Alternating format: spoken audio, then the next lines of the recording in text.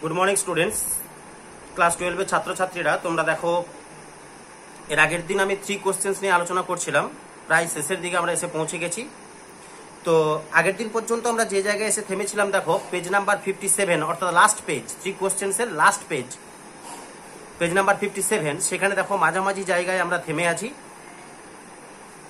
যেখানে I pray you to answer my questions wise man এখান পর্যন্ত আমরা দেখেছিলাম তো এখনো পর্যন্ত লাস্ট ক্লাসে আমরা যেটুকু জানতে পেরেছি যে সেই যে আহত মানুষটি এসেছিলেন জার এবং হারমিটের কাছে যার তার সেবা শুশ্রূষা করে তাকে সুস্থ করে তুলেছেন এবং তারপর আমরা সেই আহত মানুষটির কাছ থেকে জানতে পেরেছি যে সেই আহত মানুষটি ছিলেন জারের শত্রু জারের এনিমি কারণ জার তার ভাইকে হত্যা করেছিলেন এবং তাদের সম্পত্তি দখল করেছিলেন তাই ওই আহত মানুষটি ওই দাড়িওয়ালা মানুষটি আজকে এসেছিলেন জারের উপরে প্রতিশোধ নিতে জারকে হত্যা করতে কিন্তু জারকে হত্যা করতে তো পারলো না উপরন্তু জার কি করলো না সেই আহত মানুষটির সেবা শুশ্রূষা করে তার জীবন বাঁচালো তাই একে অপরের প্রতি কৃতজ্ঞতা স্বরূপ প্রতিদান স্বরূপ আমরা দেখেছি একে অপরকে প্রতিশ্রুতি দিয়েছে কি প্রতিশ্রুতি দিয়েছে না উন্ডেড ম্যান অর্থাৎ আহত মানুষটি জারকে কথা দিয়েছে যে তিনি সারা জীবন তার কৃতদাস হয়ে থাকবেন এবং তার সন্তানদেরকেও বলবেন তার কৃতদাস হয়ে থাকার জন্য কারণ যার তার জীবন বাঁচিয়েছে অপরদিকে যেহেতু যার তাদের সম্পত্তি দখল করেছিল তার ভাইকে হত্যা করেছিল তাই কৃতজ্ঞতা স্বরূপ বা প্রতিদান স্বরূপ যারও কিন্তু প্রতিশ্রুতিবদ্ধ যার তাকে কথা দিয়েছে যে তার নিজস্ব যে চাকর বা ডাক্তার সবাইকে পাঠাবেন তার সেবা শুশ্রূষা করার জন্য এবং তাদের সমস্ত সম্পত্তি যা বাজেয়াপ্ত তিনি করেছিলেন সেগুলো তিনি তাদেরকে ফেরত দেবেন এইভাবে একে অপরের প্রতি কৃতজ্ঞতা প্রকাশ করে আমরা দেখেছি তাদের শত্রুতা শেষ পর্যন্ত বন্ধুত্বে পরিণত হয়েছে এবং তাতে যার খুব খুশি হয়েছেন যে তাদের শত্রুতা এত সহজেই বন্ধুত্বে পরিণত হল এরপর যার হারমিটের খোঁজ করলেন হারমিটের খোঁজ করে হারমিটের কাছে আবার শেষবারের মতো জানতে চাইলেন কারণ আমরা জানি যে এখনো পর্যন্ত যার কিন্তু তার 3টি প্রশ্নের উত্তর হারমিটের কাছ থেকে পায়নি তাই যার শেষবারের মতো হারমিটের কাছ থেকে জানতে চাইলেন যে আমি আপনাকে অনুরোধ করছি আই প্রে ইউ আমি আপনাকে অনুরোধ করছি to answer my questions wise man হে জ্ঞানী মানুষ আমি আপনাকে অনুরোধ করছি আমার প্রশ্নগুলির উত্তর দেবার জন্য দেখব যে আদৌ কি হারমিট উত্তর দিচ্ছেন যদি উত্তর দিচ্ছেন কিভাবে উত্তর দিচ্ছেন সেটা আমরা আজ দেখব দেখো তখন যখন যার হারমিটকে বললেন যে আমি আপনাকে শেষবারের মতো অনুরোধ করছি যে আপনি আমার প্রশ্নের উত্তরগুলো দেন তখন হারমিট কি উত্তর দিচ্ছেন দেখো হারমিট কি বলছেন দেখো বলছে you have already been answered দেখো puzzling sentence you have already been answered said the hermit সন্ন্যাসীটি বললেন you have already been answered আপনাকে অলরেডি উত্তর দেওয়া হয়ে গেছে এখনো পর্যন্ত আমরা কিন্তু পুরো টেক্সটটা পড়ে নিয়েছি পুরো টেক্সটটা পড়ার পরে কিন্তু আমরা কি আদৌ কোথাও উত্তর পেয়েছি তার প্রশ্নের পাইনি কোথাও কিন্তু হারমিট তার প্রশ্নের উত্তর দেয়নি অথচ হারমিট এই জায়গায় এসে বলছেন যে you have already been answered আপনাকে অলরেডি উত্তর দেওয়া হয়ে গেছে আপনি অলরেডি আপনার প্রশ্নের উত্তর পেয়ে গেছেন স্বাভাবিকভাবে আমরাও বুঝতে পারছি না তো যারেরও বোঝার কথা নয় যে তিনি কিভাবে উত্তর পেলেন কখন তিনি উত্তর পেলেন হারমিট কখন উত্তর দিলেন আমরাও বুঝতে পারছি না যে কখন উত্তর দেওয়া হলো অথচ হারমিট বলছেন you have already been answered আপনাকে অলরেডি উত্তর দেওয়া হয়ে গেছে আপনি অলরেডি উত্তর পেয়ে গেছেন still crouching on his thin legs still তখনও পর্যন্ত ক্রাউচিং মানে হচ্ছে উবু হয়ে বসা অন হিজ থিন লেগস পাতলা পায়ের উপর ভর করে উবু হয়ে বসে অর্থাৎ পাতলা থিন লেগস কেন বিকজ আমরা পেয়েছি যে hermit was very weak and frail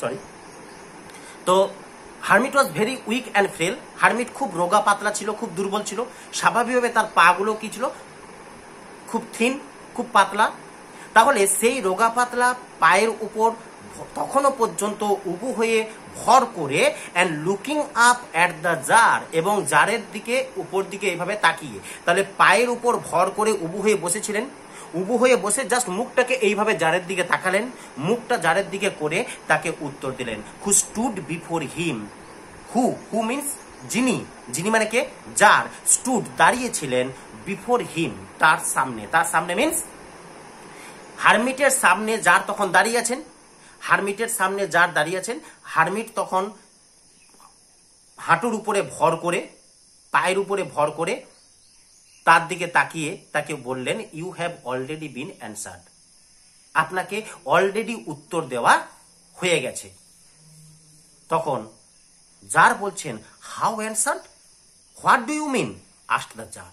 how answered, কিভাবে উত্তর দেওয়া হলো, হোয়াট ডু ইউ মিন, আপনি কি বলতে চাইছেন, said the czar, asked the czar, czar প্রশ্ন করলেন, যার বললেন তাকে, বলছে কিভাবে উত্তর দেওয়া হলো। স্বাভাবিকভাবে দেখো যারের না বুঝতে পারারই কথা, কারণ আমরাও কিন্তু পুরো টেক্সটটা পড়ার পরে আমরা দেখেছি, আমরা কিন্তু বুঝতে পারছি না যে হারমিট কিভাবে উত্তর দিয়ে দিলেন, কারণ আমরা জানি এখনো পর্যন্ত হারমিট কিন্তু জারের প্রশ্নের উত্তর দেননি, অথচ হারমিট বলছেন আপনাকে অলরেডি উত্তর দেওয়া হয়ে গেছে। তাই যার যেহেতু বুঝতে পারলেন না তিনি কিভাবে প্রশ্নের উত্তর পেলেন, তাই তাকে প্রশ্ন করছেন, হাউ অ্যান্সার্ড, কিভাবে উত্তর পাওয়া গেল, কিভাবে উত্তর দিলেন, হোয়াট ডু ইউ মিন, আপনি কি বলতে চাইছেন। দেখো কি বলতে চাইছেন হারমিট, হারমিট কেন বললেন যে তাকে অলরেডি উত্তর দেওয়া হয়ে গেছে, তার যে জবাব, তার যে যুক্তি, সেই যুক্তি তিনি দিচ্ছেন কিভাবে তাকে উত্তর দেওয়া হয়েছে, এবং যদি উত্তর দেওয়া হয়েছে তার উত্তরগুলো কি কি আমরা লাস্ট প্যারাগ্রাফে আমরা দেখব। দেখো হারমিট কি বলছেন, ভেরি ভেরি ইম্পর্টেন্ট, যে জারের 3টি প্রশ্নের উত্তর হারমিট কেমন ভাবে দিয়েছিল আমরা লাস্ট প্যারাগ্রাফে আমরা দেখতে পাবো। দেখো কি উত্তর দিয়েছিলেন হারমিট, কি বলছেন hermit. Do you not see, replied the hermit.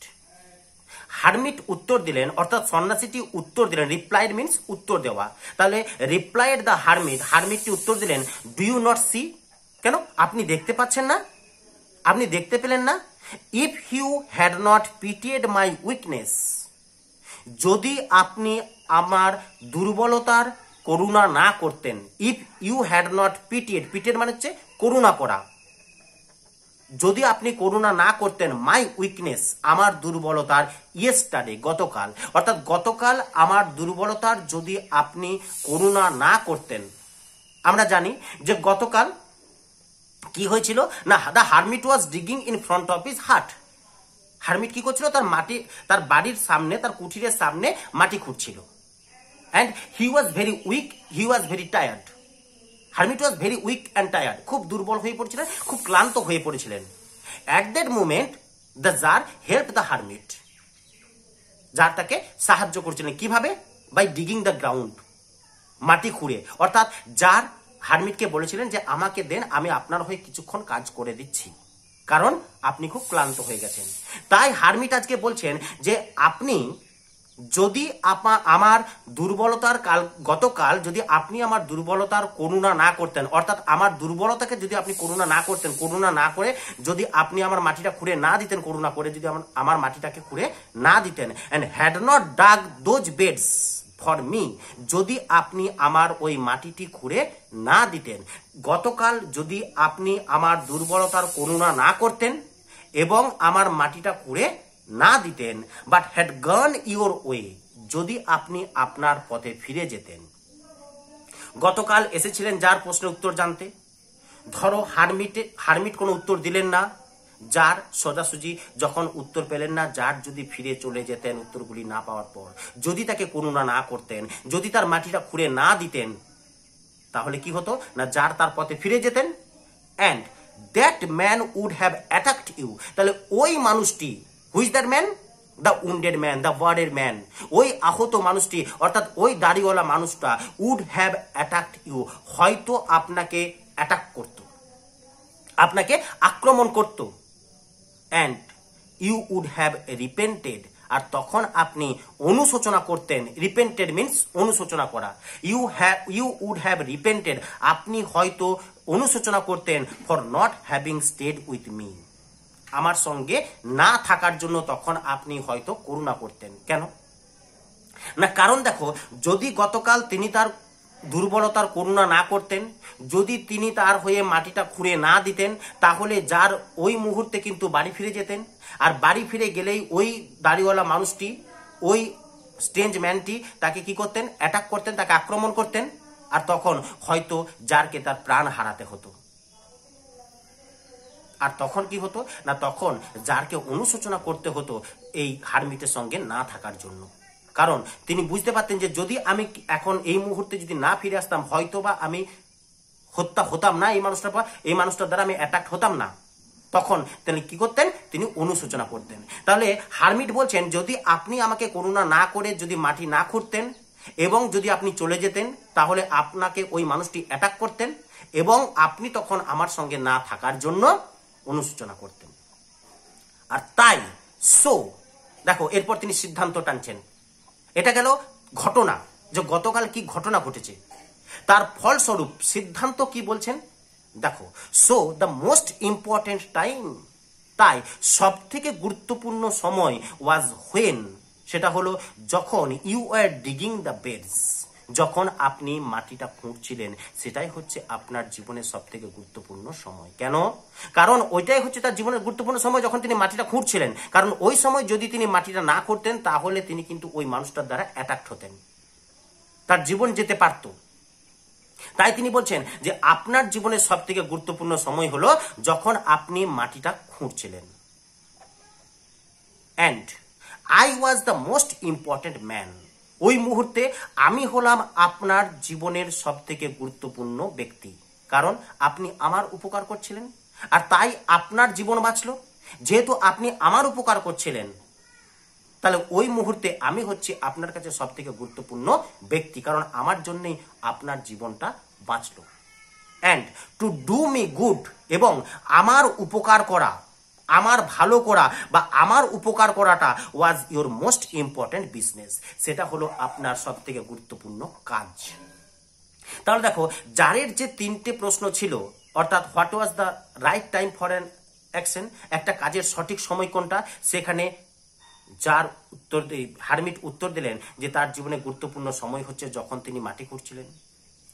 দ্বিতীয় প্রশ্ন ছিল তার জীবনে গুরুত্বপূর্ণ ব্যক্তিকে, তার উত্তরে তিনি বললেন যে তার জীবনে গুরুত্বপূর্ণ ব্যক্তি হচ্ছেন এই হারমিট, অর্থাৎ তিনি নিজে, কারণ তার যদি উপকার ওই সময় না করতেন, তাহলে কিন্তু তিনি অ্যাটাক হতেন এবং তার জীবন যেতে পারত। এবং এই যে হারমিটের যে সেবা বা উপকার তিনি করলেন মাটিটা খুঁড়ে, এটাই হলো তার জীবনে গুরুত্বপূর্ণ কাজ, কারণ ওই গুরুত্বপূর্ণ কাজটি তিনি যদি না করতেন, তাহলে তিনি অ্যাটাক হতেন এবং তার জীবন যেত বা যেতে পারত। তাহলে হারমিট কি করলেন না, হারমিট জারের নিজস্ব তার ব্যক্তিগত অভিজ্ঞতা, তার পার্সোনাল এক্সপিরিয়েন্স থেকে হারমিট কিন্তু জারকে তার তিনটি প্রশ্নের উত্তর দিয়ে দিলেন। একদম বাস্তব অভিজ্ঞতা থেকে, তার প্রত্যক্ষ অভিজ্ঞতা থেকে হারমিট তাকে তার উত্তরগুলো দেওয়ার চেষ্টা করলেন। তাকে কিন্তু তিনটি প্রশ্নের উত্তর তার বাস্তব অভিজ্ঞতা থেকে উদাহরণ দিয়ে তিনি তার উত্তরগুলো দিয়ে দিলেন। যে মুহূর্তে তিনি যে মাটিটা খুঁড়ছিলেন, যে মুহূর্তে যে সময় তিনি মাটি খুঁড়ছিলেন, এটা হচ্ছে তার জীবনে গুরুত্বপূর্ণ সময়। যার মাটিটা খুঁড়ছিলেন অর্থাৎ হারমিটের, সেই হারমিট হচ্ছেন তার কাছে গুরুত্বপূর্ণ ব্যক্তি। এবং যে উপকারটা করছিলেন, অর্থাৎ কোন উপকার করছিলেন, মাটি খুঁড়ছিলেন, সেই মাটি খোঁড়াটা হচ্ছে তার জীবনে গুরুত্বপূর্ণ কাজ। কারণ এই তিনটে না হলে তিনি কিন্তু অ্যাটাক হতে পারতেন এবং তার জীবন যেতে পারত। অতএব এগুলি হচ্ছে তার জীবনে গুরুত্বপূর্ণ কাজ, গুরুত্বপূর্ণ সময় এবং গুরুত্বপূর্ণ ব্যক্তি। নেক্সট, আফটারওয়ার্ডস, পরবর্তীকালে, তারপর দেখো আবার একটা তিনি পার্সোনাল এক্সপিরিয়েন্স দিচ্ছেন, আবার একটা তার বাস্তব অভিজ্ঞতা, তার নিজের ব্যক্তিগত অভিজ্ঞতা কিন্তু আবার একটা দিচ্ছেন। আফটারওয়ার্ডস, তারপর, when that man ran to us, যখন ওই মানুষটি আমাদের কাছে ছুটে এলেন। কোন মানুষটি? The wounded man, the wounded man. ওই মানুষটি যখন আমাদের কাছে ছুটে এলেন, the most important time was, আপনার তখন সব থেকে গুরুত্বপূর্ণ সময় হলো when you are attending to him, যখন আপনি তার সেবা করছিলেন। কেন বলছেন তিনি পরে বোঝাবেন। তাহলে বলছেন আপনার জীবনে গুরুত্বপূর্ণ সময় হচ্ছে ওই মানুষটা যখন আমাদের কাছে ছুটে এলেন, আহত মানুষটা যখন আমাদের কাছে ছুটে এলেন, যখন আপনি তার সেবা করছিলেন। তখন সেইটি হচ্ছে তার জীবনের সব থেকে গুরুত্বপূর্ণ, আপনার জীবনে গুরুত্বপূর্ণ সময়। For if you had not bound up his wounds, কারণ আপনি যদি তার ক্ষতচিহ্নটা বেঁধে না দিতেন, bound up, if you had not bound up, যদি আপনি বেঁধে না দিতেন বা ব্যান্ডেজ করে না দিতেন হিজ উন্ডস, তার ক্ষতচিহ্নটা, ক্ষতস্থানটা, হি উড হ্যাভ ডাইড, তাহলে হয়তোবা তিনি মারা যেতেন, without having made peace with you, আপনার সাথে শান্তি স্থাপন না করে আপনার সঙ্গে শত্রুতা রেখেই হয়তো ওই মানুষটা মারা যেতেন। তাহলে ওই সময়টা, যে সময়ে আপনি ওনার সেবা করছিলেন বা আপনি ওনার ব্যান্ডেজ করে দিচ্ছিলেন ক্ষতস্থানটা, সেই সময়টি হচ্ছে আপনার জীবনের গুরুত্বপূর্ণ সময়। কারণ ওইটা যদি আপনি না করতেন তাহলে হয়তো ওই মানুষটা আপনার সাথে শত্রুতা রেখেই মারা যেতেন, আপনার সাথে শান্তি স্থাপন না করেই হয়তো মারা যেতেন। কারণ আমরা দেখেছি কিন্তু যে ওই মানুষটার সাথে তার শত্রুতা শেষ হয়ে তাদের মধ্যে বন্ধুত্ব হয়েছে। তাহলে এই জায়গায় হারমিট বলছেন যে ওই সময়টা, যে সময়ে আপনি ওনার সেবা করছিলেন, সেই সময়টি হচ্ছে আপনার জীবনের সব থেকে গুরুত্বপূর্ণ সময়। For next, so he was the most important man, আর তাই ওই সময়ে আপনার কাছে সব থেকে গুরুত্বপূর্ণ ব্যক্তি হচ্ছেন ওই মানুষটা। ওই মানুষটা মানে আহত মানুষটা, দ্য উন্ডেড ম্যান, দ্য বার্ডেড ম্যান। বলছে ওই মানুষটি হলো আপনার কাছে গুরুত্বপূর্ণ মানুষ, কারণ আপনি যদি ওই মানুষটার সেবা না করতেন তাহলে আপনার সাথে তার বন্ধুত্ব হতো না, শত্রুতা রয়ে যেত। তার জন্য ওই মানুষটি হচ্ছে আপনার কাছে ওই সময় গুরুত্বপূর্ণ ব্যক্তি। And what you did for him, আর আপনি তার জন্য যেটা করেছেন, কি করেছেন, যার ওই মানুষটার জন্য কি করেছেন, তাকে সেবা শুশ্রূষা করে সুস্থ করে তুলেছেন। বলছে আপনি তার যে উপকারটা করেছেন was your most important business, সেটাই হলো আপনার কাছে সব থেকে গুরুত্বপূর্ণ কাজ। তাহলে আবারও কিন্তু আমরা দেখতে পেলাম যে হারমিট আবার একটা তার বাস্তব অভিজ্ঞতা, তার প্রত্যক্ষ অভিজ্ঞতা থেকে তিনি কিন্তু তার 3টি প্রশ্নের উত্তর দিয়ে দিলেন। যে সময়ে তিনি ওই আহত মানুষটির সেবা করছিলেন সেই সময়টি হচ্ছে তার গুরুত্বপূর্ণ সময়। যে মানুষটির সেবা করছিলেন অর্থাৎ ওই আহত মানুষটি, ওই মানুষটি হচ্ছে তার গুরুত্বপূর্ণ ব্যক্তি, এবং সেই মানুষটির যে উপকারটি তিনি করছিলেন অর্থাৎ তার সেবা শুশ্রূষা করে তাকে সুস্থ করে তোলা, সেটি হচ্ছে তার জীবনের সবথেকে গুরুত্বপূর্ণ কাজ। এইভাবে দুটো বাস্তব অভিজ্ঞতার মধ্য দিয়ে হারমিট জারকে তার 3টি প্রশ্নের উত্তর কিন্তু দিয়ে দিলেন। এরপর হারমিট সিদ্ধান্ত টানছেন, দুটো উদাহরণ দিলেন, উদাহরণ দেওয়ার পর এরপর তিনি সিদ্ধান্ত টানছেন যে তার 3টি প্রশ্নের সঠিক উত্তর কি। দেখো, রিমেম্বার দেন, তাহলে মনে রাখবে। এরপরে তিনি তার 3টি প্রশ্নের সঠিক উত্তর সংক্ষেপে, এতক্ষণ ধরে তিনি উদাহরণ দিলেন, এরপর তিনি সংক্ষেপে তার 3টি প্রশ্নের উত্তর দিচ্ছেন। বলছে রিমেম্বার দেন, তাহলে মনে রাখবেন, there is only one time that is important, জীবনে একটাই মাত্র গুরুত্বপূর্ণ সময়, there is only one time, একটাই মাত্র সময় আছে, দ্যাট ইজ ইম্পর্টেন্ট, যেটা গুরুত্বপূর্ণ, সেটা হলো কি, নাও, এখন, অর্থাৎ দ্য প্রেজেন্ট টাইম, বর্তমান সময়। অর্থাৎ আমি যে মুহূর্তে যে কাজটা করছি সেই সময়টা হচ্ছে আমার কাছে সেই কাজটার জন্য গুরুত্বপূর্ণ সময়। ধরো অ্যাট দ্যাট মুমেন্ট, এই মুহূর্তে আমি কি করছি, এই মুহূর্তে আমি তোমাদেরকে পড়াচ্ছি, আমি তোমাদেরকে কিছু শেখাচ্ছি, তাহলে এই মুহূর্তে আমার কাছে এই সময়টা হচ্ছে, যে সময়ে আমি পড়াচ্ছি সেই সময়টা হচ্ছে গুরুত্বপূর্ণ সময়, যে সময়ে আমি এই কাজটা করছি এটা হচ্ছে আমার কাছে গুরুত্বপূর্ণ সময়। অর্থাৎ কোনো একটা কাজ যখন আমি করছি, যে কাজটা করছি, যে সেই কাজটি আমি যে সময়ে করছি সেই সময়টি হচ্ছে আমার কাছে গুরুত্বপূর্ণ সময়। আমি এই মুহূর্তে আমি তোমাদেরকে পড়াচ্ছি, অর্থাৎ আমার কাছে এই সময়টা হচ্ছে আমার কাছে গুরুত্বপূর্ণ সময়। It is the most important time, কারণ এটাই হচ্ছে গুরুত্বপূর্ণ সময়, because it is the only time, এটাই হচ্ছে একমাত্র সময়, when you have any power, যখন তোমার মধ্যে ক্ষমতা থাকে। ইউ হ্যাভ এনি পাওয়ার, তোমার মধ্যে ক্ষমতা থাকে। কিসের ক্ষমতা? You have the power to control, you have the power to control an action, যখন এই সময়ে আমার কিন্তু নিয়ন্ত্রণ করার ক্ষমতা কিন্তু আমার আছে, যে একটা কাজকে আমি কেমনভাবে করব, আমার কাজটা কেমনভাবে করা উচিত, সেটা কিন্তু আমার এই সময়েই আমার সম্ভব। কারণ তারপর কিন্তু আমার আয়ত্তের বাইরে, আমার হাতের বাইরে কিন্তু চলে যাবে। এই সময়টা যদি আমি ধরো নষ্ট করে দিই, এই সময় আমি কোনো একটা কথা আমি তোমাদের পড়াতে পড়াতে কোনো একটা রেফারেন্স কিন্তু দিলাম না, তো রেফারেন্স যখন আমি দিলাম না, সময়টা কিন্তু আমার হাত থেকে বেরিয়ে চলে গেল। তারপর কিন্তু আমি অনুশোচনা করলে কোনো কাজ হবে না, যে ওই সময়টা, ওই উদাহরণটা আমি দিলাম না, কারণ আমার তখন কিন্তু ওই সময়টা কিন্তু অলরেডি পেরিয়ে চলে গেছে। ধরো তোমাদের ক্ষেত্রে, তোমরা যখন পড়াশোনা করছো, তোমাদের কাছে পড়াশোনা করাটা হচ্ছে সবথেকে গুরুত্বপূর্ণ সময়। যে সময়ে তুমি পড়াশোনাটা করছো সেটা হচ্ছে গুরুত্বপূর্ণ সময়। এরপর সেই সময়টা যদি তুমি কাটিয়ে দাও, পরীক্ষার পরে যদি তুমি ফেল করো, তাহলে কিন্তু কি হবে না, তাহলে তখন তোমার অনুশোচনা হবে, কিন্তু তখন তোমার করার কিছু থাকবে না, কারণ তোমার কিন্তু আর সেই ক্ষমতাটা নেই, তোমার সেই পড়াশোনার উপরে কন্ট্রোলটা তখন কিন্তু আর নেই। তখন অনুশোচনা করলে কোনো লাভ হবে না, কারণ পড়াশোনার সময়টা তুমি পেরিয়ে চলে এসছো, তোমার জীবনের গুরুত্বপূর্ণ সময়টা কিন্তু তুমি পেরিয়ে চলে এসছো। যখন তোমার পড়াশোনা করার সময়টা ছিল তখন কিন্তু তুমি পড়োনি, তখন তুমি তোমার পাওয়ারটাকে কাজে লাগাওনি। আজকে কিন্তু তুমি আর পাওয়ারটাকে কাজে লাগাতে পারবে না, কারণ তোমার ওই পড়াশোনা করার পাওয়ারটা কিন্তু এখন আর নেই, কারণ পরীক্ষা অলরেডি হয়ে গেছে। তাহলে যে মুহূর্তে আমি যে কাজটা করছি সেই কাজটাকে কন্ট্রোল করার মতো ক্ষমতা আমার সেই সময়েই থাকে। আর তাই সেই সময়টায়, অর্থাৎ প্রেজেন্ট টাইম, আমি বর্তমানে পড়াচ্ছি, এই বর্তমান সময়টাই হচ্ছে আমার কাছে গুরুত্বপূর্ণ সময় পড়ানোর জন্য। তাহলে যার উত্তর দিলেন তার প্রথম প্রশ্নের উত্তর, what is the important time, গুরুত্বপূর্ণ সময় কি, প্রেজেন্ট টাইম, বর্তমান সময়। অর্থাৎ কোনো একটা কাজ আমি যে সময়ে করছি সেই সময়টাই, অর্থাৎ সেই বর্তমান সময়টাই হচ্ছে তার কাছে গুরুত্বপূর্ণ সময়। কেন না, কারণ সেই সময়ই একটা মানুষ পারে সেই কাজটাকে কন্ট্রোল করতে, সেই ক্ষমতাটা, কন্ট্রোল করার ক্ষমতাটা কিন্তু তার সেই সময়েই থাকে। নেক্সট সেকেন্ড কোশ্চেন কি ছিল, who was the most important man, তার জীবনের সবথেকে গুরুত্বপূর্ণ ব্যক্তিকে।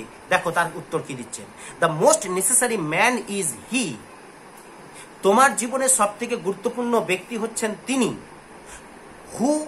উইথ হুম ইউ আর, যার সঙ্গে তুমি আছো।